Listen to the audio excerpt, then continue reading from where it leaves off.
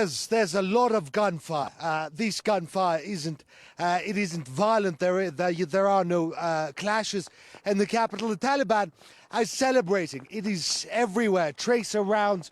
You may see them behind me flying into the air in their thousands. The Taliban is celebrating victory after 19 years, 10 months and 25 days of the US war in Afghanistan. The last US soldiers left Afghanistan. We heard tremendous air activity just before the announcement. We gathered that something big was going on, and it quickly emerged that yes, there was all sorts of air cover.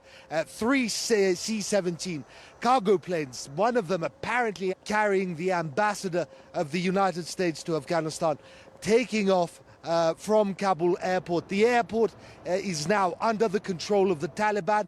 That is where the gunfire started. It has spread now throughout the city. Machine guns, rifles firing into the air, red tracer rounds. Nevertheless, the United States leaves in a sad state, because many American citizens, never mind the citizens of US allies, citizens of European states, they are still stuck in Afghanistan. People with passports, we saw them today in Kabul city center, in the hospitals. The crowds that were packed around the airport, they were full of people with visas or with passports, desperate to get out of Afghanistan. They haven't managed to make it.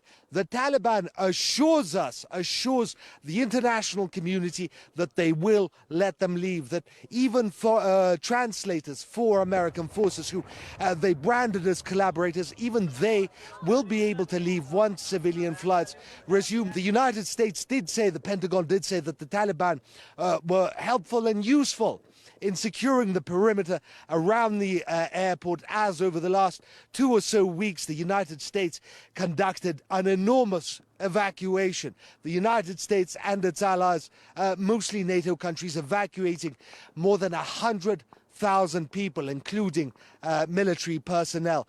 There are still, though, thousands, as I said, remaining in Afghanistan.